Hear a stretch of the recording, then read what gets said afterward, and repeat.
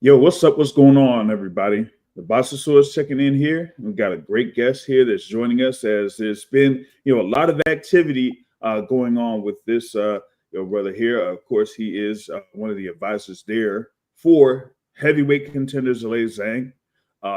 And he is, of course, half of the Lane brothers, brother Tommy Lane. What's going on? Hey, James, how are you? Thanks for having me. Merry All Christmas. good, man. Merry Christmas.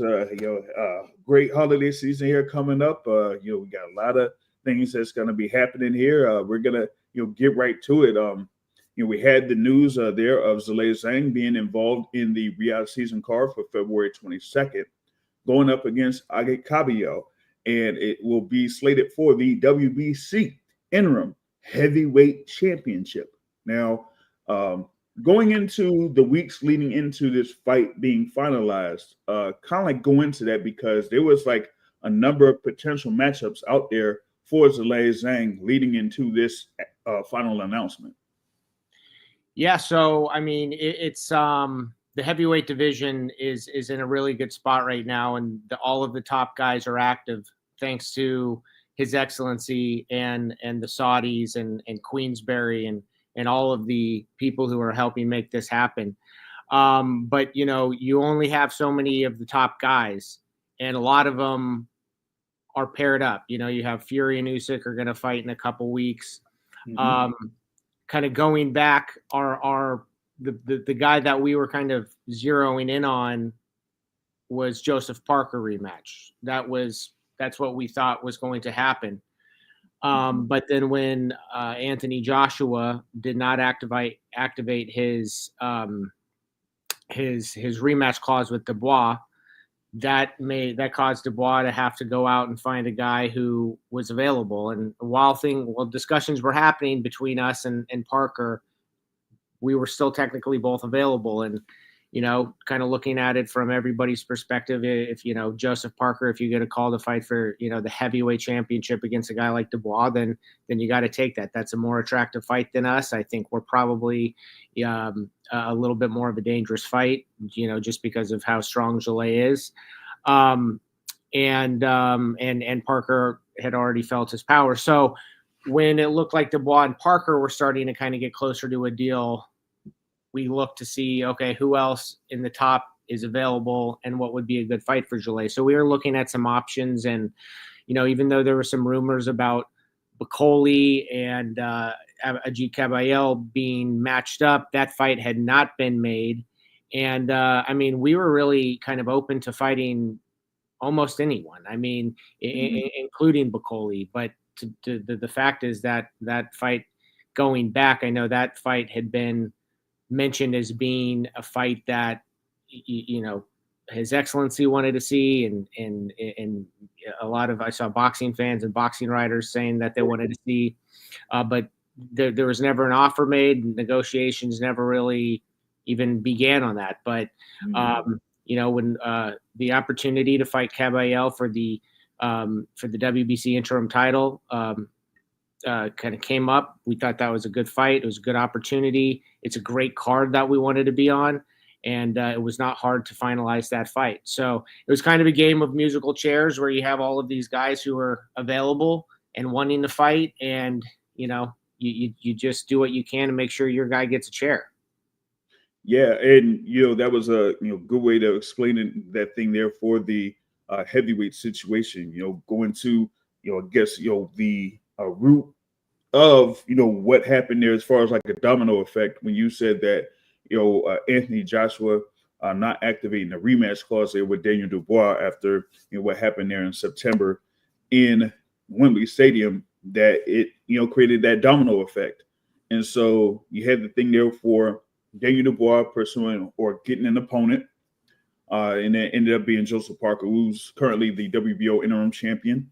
And then you talk about the situation with the IBF, or at least, from reports that I had, that the IBF had ordered for Bakoli versus Kabayel at first, and they couldn't work out a deal supposedly. And then what the IBF did was go on down the line, and like you said there with Bakoli and Zhang, deal wasn't even close to being reached because they didn't really like reach out. So Yeah. kind of like moved on from that. And so they said, you know what, Zhilei Zhang could go after another contender. So why not Agit Kabayel? He's there at number 3 in the IBF. He's there at number 2 in the WBC. So it's still, two fighters there among the top part of the heavyweight division that's able to go up against each other. Yeah, absolutely. It's and for Ring Magazine, it's the number 4 versus the number 5 guy. I mean, in any other sport, college basketball or anything like that, when you have the number 4 team playing the number 5 team in the country, it's like, you don't get really any better than that, except for the number 1 versus number 2. So it's a really good opportunity for both guys. But I think, I like this fight for Zhilei. And I think that this is a fight that's dangerous, though, because Zhilei, any fighter who's at this level or even starts wants to fight for the number 1 spot and for the world championship, and wants to have that very big fight. This fight is a very big fight with a lot on the line, but it is not the big fight that Zhilei wants. But it's a fight that could completely blow those plans up. He's 41 years old. If he gets beat in this fight, there isn't really any rebuilding. I do like that, it seems like there's a little bit of a change in the tone towards a fighter taking a loss and then getting invited back to Saudi. I think that's a good thing for the sport. I think it kind of causes guys to take more risks. But that's kind of the case for younger guys, who can rebuild. Like when you're at Zhilei's age, there's not a lot of opportunity to rebuild. So there's a lot on the line, and it really puts the winner in a very good position. And of course, I hope it's our guy. I think it's going to be our guy. And, I just hope that the next one is going to be the big one.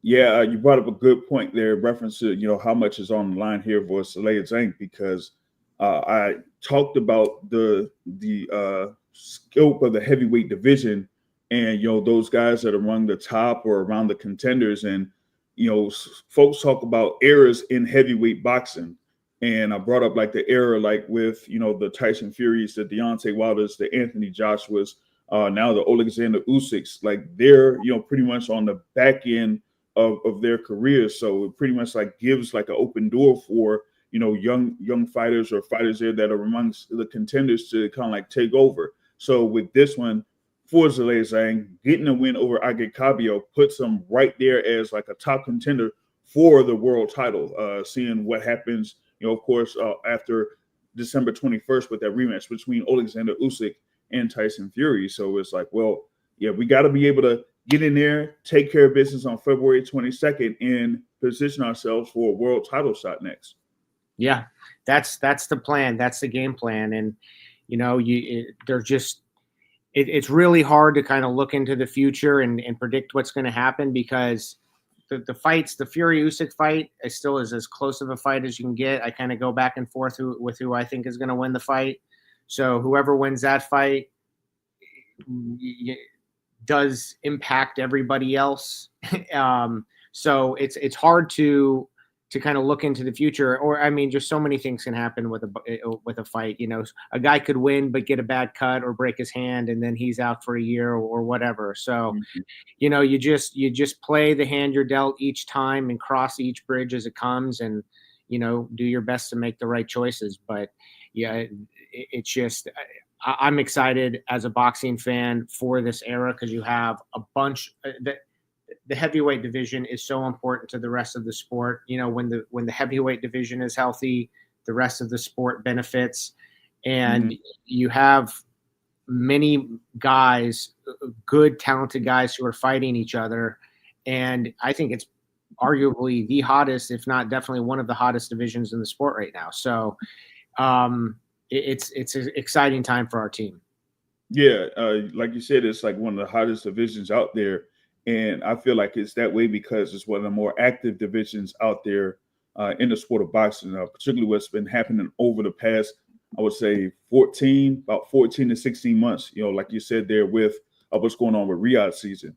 I mean, it started off with, a whole thing with, I would say, the Fury versus Ngannou, but then it, kind of like culminated into, what you had there with the heavyweights going up against each other and things like that.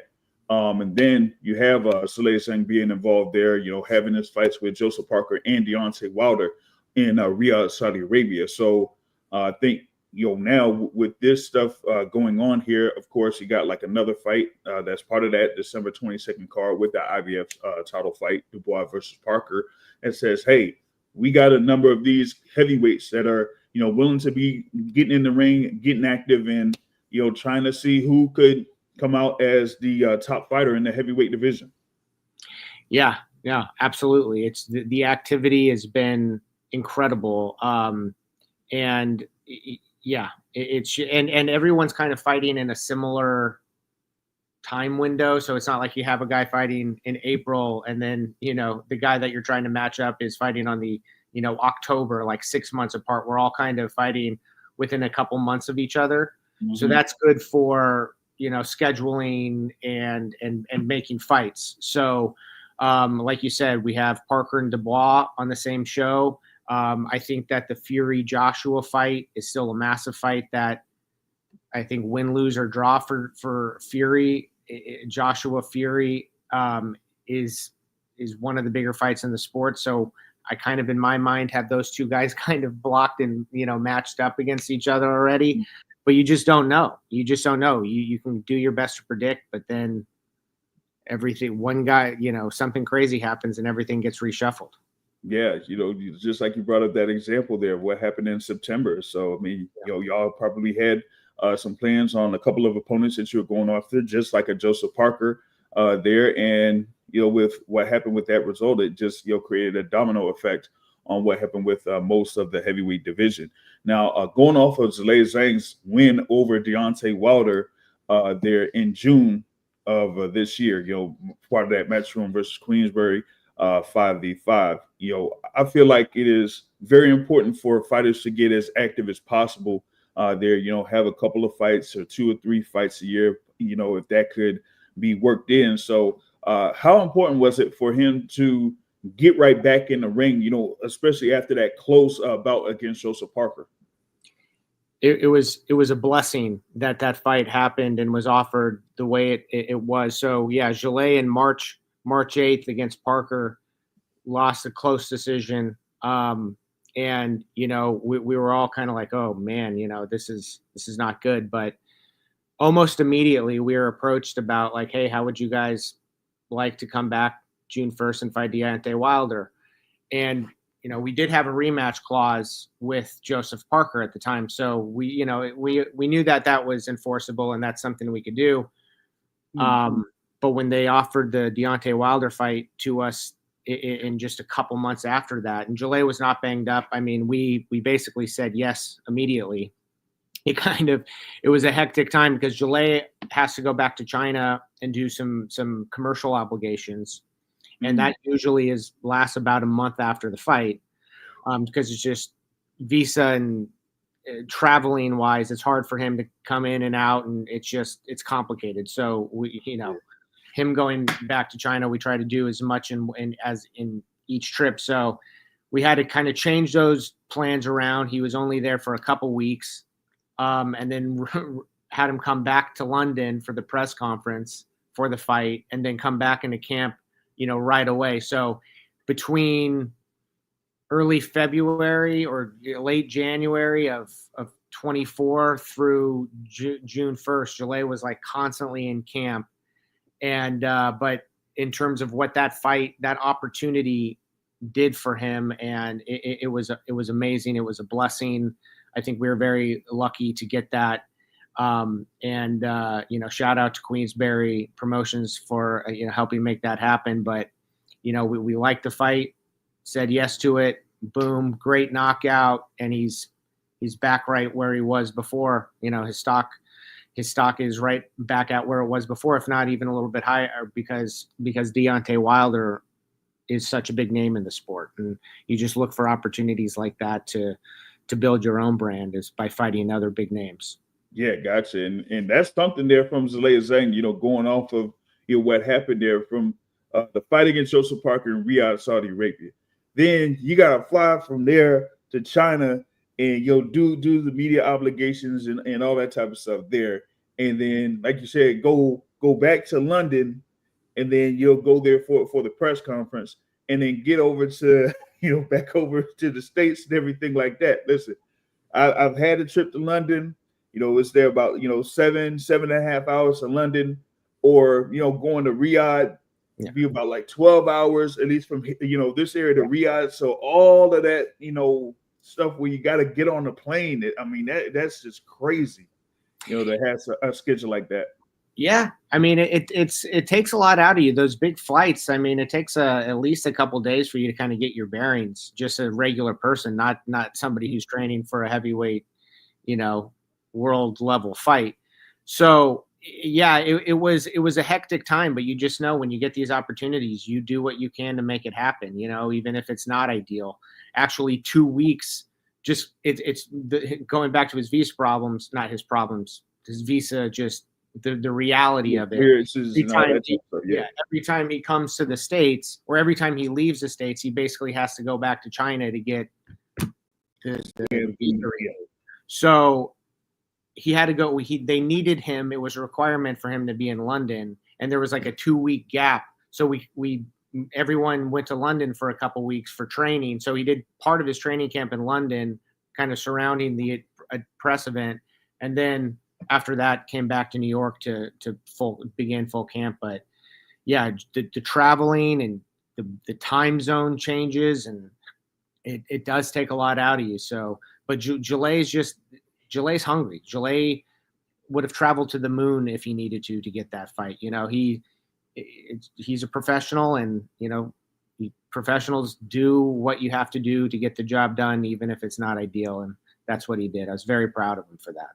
Yeah, I mean, like you said, I mean, there's a lot of time logged, going from country to country and pretty much traveling across the world by doing that, and just getting back over to stateside and being there in New York to properly train and get himself prepared for these fights is a great feat. So that's what he's pretty much doing here now, as he has like a few months here before the fight against Agit Kabayel for that interim WBC heavyweight championship.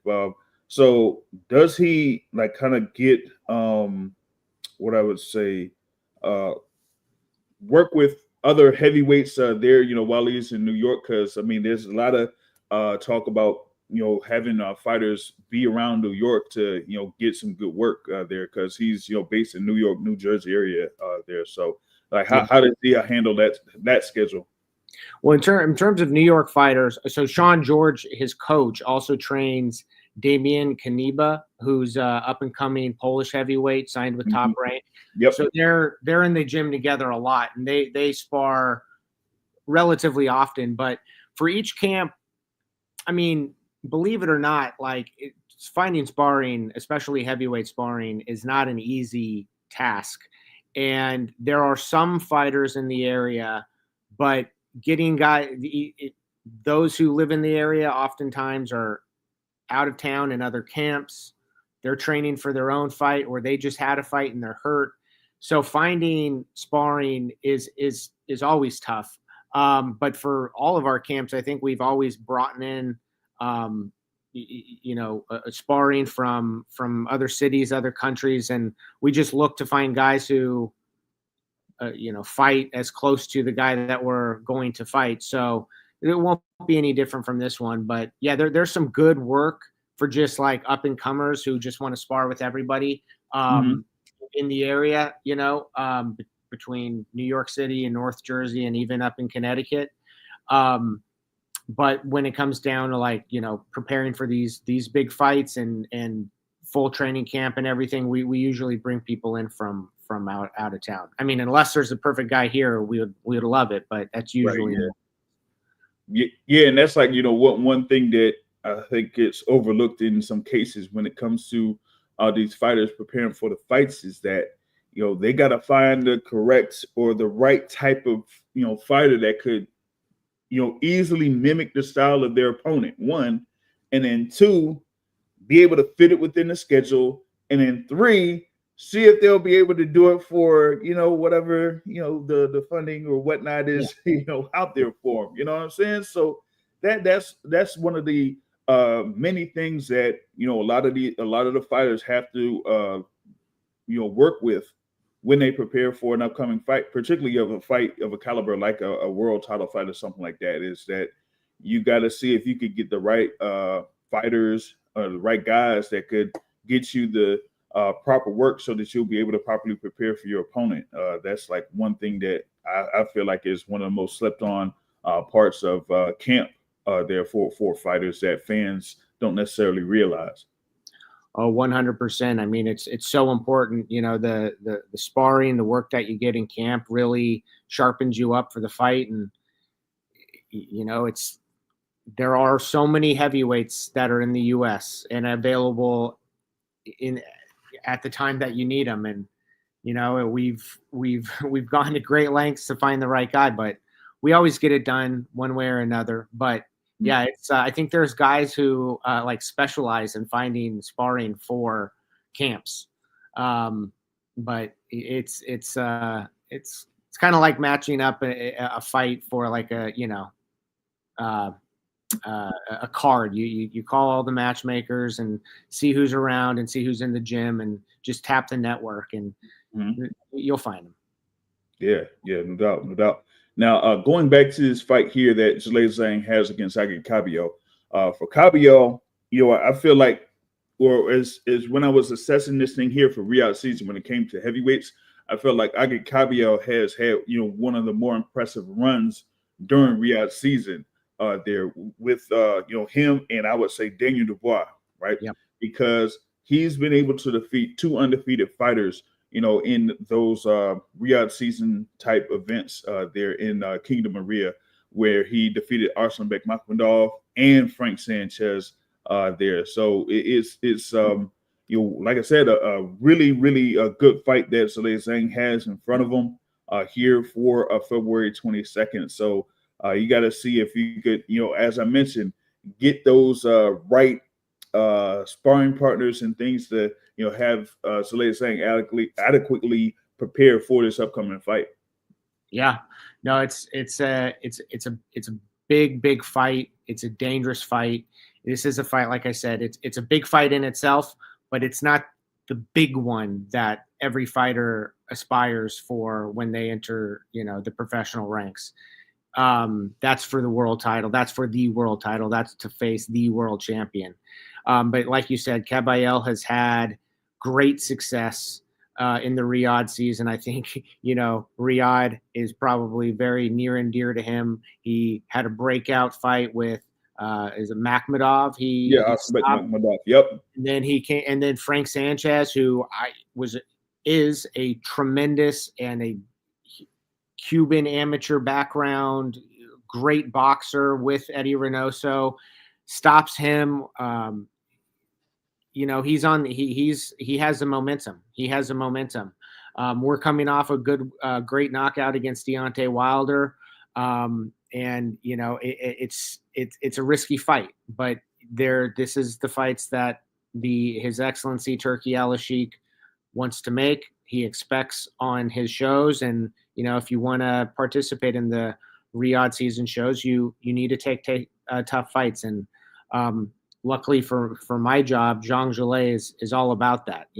So it's there's not a lot of convincing that needs to take place when we're sitting down and talking turkey. Gotcha there. And you talk about Zhang and being involved in that fight card February 22nd. I mentioned one of the other fights there with that IBF heavyweight title fight with Daniel Dubois and with Joseph Parker.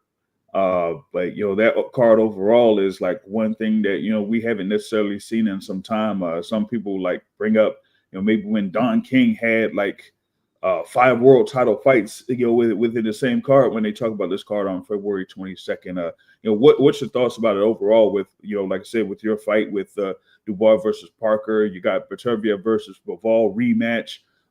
We got Shakur Stevenson versus Floyd Schofield Jr. other fights, that like Joshua Buatsi versus Callum Smith is on this card. You got Virgil Ortiz Jr. versus Ajral Madrimov on the card too. So it's a lot of interesting fights that are on there for February 22nd.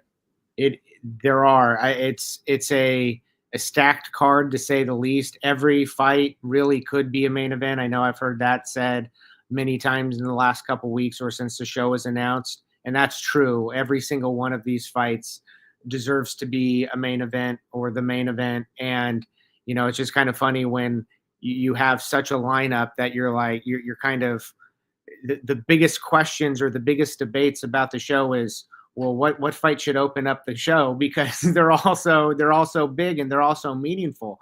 But as a boxing fan, I think it's great. I think that it allows fights to be made and to keep the sport moving.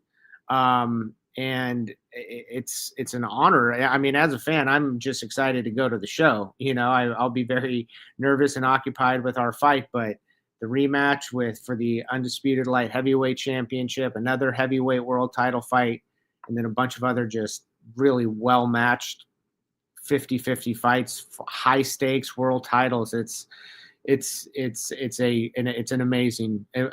I remember a little bit the Don King cards, and they were great back in the 90s, but I still think this is just a different level, because not only are they the world title fights, but just some of the best fighters in the sport. Yeah, great matches overall. I mentioned like all of them. I mean, you also included there Carlos Adames versus Hamza Shiraz for the WBC middleweight championship on there as well. So like every fight got at least some type of belt involved in it. So it's about like top 5 or top 10 fighters that are involved in each one of these fights. So it's just crazy how they're able to set this thing up here. Now, of course, you work with your brother there, Terry Lane, and you were able to tap into the boxing market there. Of course, going from your father there, the great Mills Lane, as I say, Judge Mills Lane back in the day too.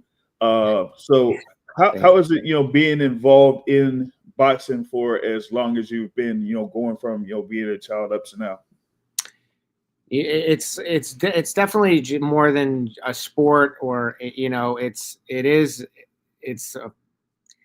a family, it's a fraternity, it's just kind of a lifestyle, just to be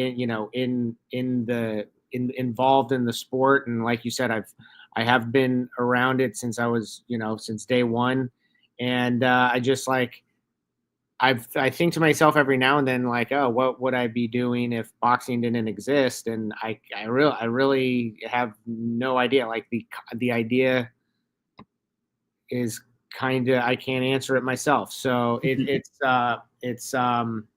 definitely more than a job or a business, a sport. It really is it's something that you just can't get out of you when the boxing bug bites you. There's no getting out. Yeah. For better or worse. There's sometimes where I think, God, I wish I was doing something normal. But yeah, you definitely would have those moments there.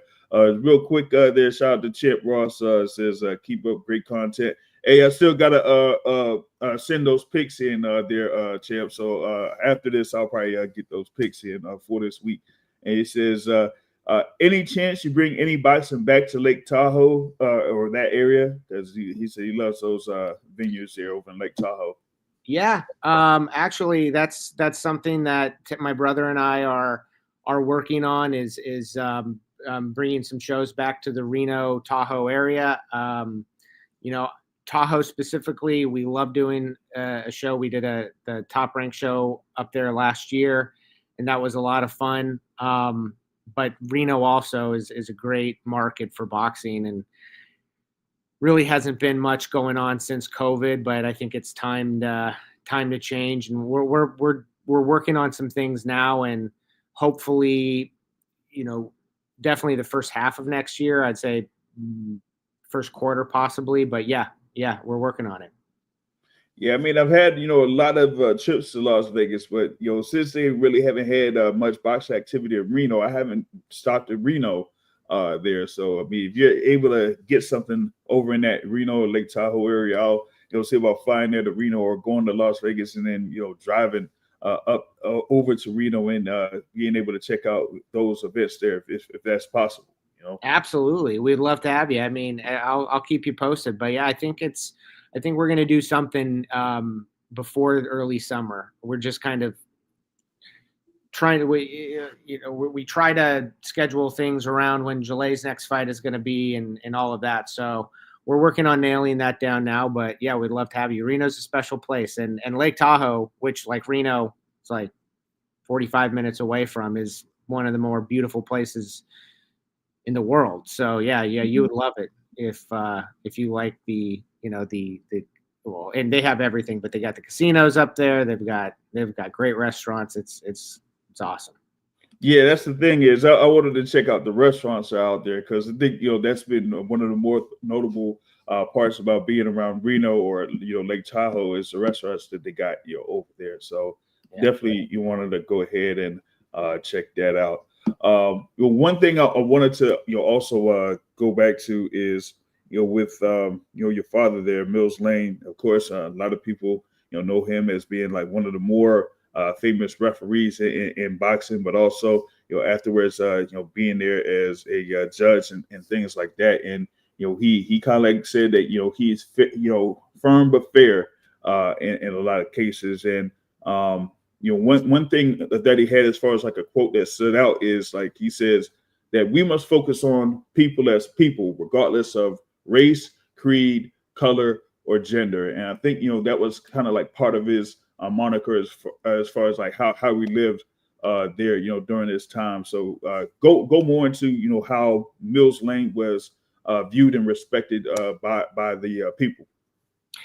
Yeah, so my dad is a pretty just interesting story, and like he was. I mean, I grew up around it, so it was just dad to me, and it's kind of hard to take a step back. But now, as I'm kind of older and able to look back, it was pretty remarkable. But my dad himself as a man was the most fair, even-handed guy that I think I've ever known or met. Like, he's my hero and somebody that if I could be 1/100th of him, then it's a success. I mean, he was a great guy, and it didn't, like you said, it didn't matter what race, creed, or color, or how you pray or how you zip your pants up, as he always said. It just people should be treated individually, and he was actually an elected politician and more on the law side of things. He was a district attorney in Washoe County, which is Reno, Nevada, for I don't know, a couple different terms, but then was also elected as judge. You elect the judges in Reno. Mm-hmm. So he was as known in Reno for being the district attorney as he was for basically Reno's district attorneys on Saturday went down to Vegas and refereed heavyweight championship boxing. It's kind of a throwback to the Wild West days when you had like White Earp refereeing boxing and stuff like that. But he was just very respected in the community. Actually, the courthouse in Reno now is named the Millsby Lane Justice Center, just because he was so admired within the legal field. And I think I remember he was a prosecutor, and his job as a prosecutor was to go after people and make sure they get convicted. He had he was a contestant in that fight. But when you go to judge, you have to be more of the referee. So he always thought like fighter to referee was very much like prosecutor to judge. And I know that there were a lot of defense attorneys in Reno, public defendants, who were very nervous that when my dad got elected to being judge, that he would just be like rule in favor of the prosecution all of the time, just kind of be basically unfair to the accused. Mm-hmm. And I think that there were many different times that I've heard where people were just kind of not, I don't know, shocked or pleasantly surprised that he was such a balanced judge and just so fair in the courtroom. And yeah, I mean, he was a special guy. Yeah, I mean that's the thing about it. When it came to justice, he was as fair as possible. There's as long as you're able to present your case properly and make sure that you're on your P's and Q's, and he'll be able to properly assess it and give the ruling like it should be there. So I Yeah. think that that was part of why he became like I said, not only one of the most respected referees I would say of all time, but also a judge there, from being a district attorney to a judge, and getting that level of notoriety and praise there as a judge as well, over in the Reno area. You know what I mean? So that's definitely something.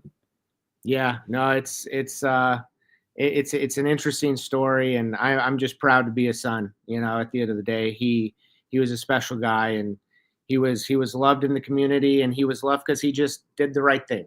There's you just there wasn't any political kind of angling or trying to go, use one office to get to the next office. Mhm.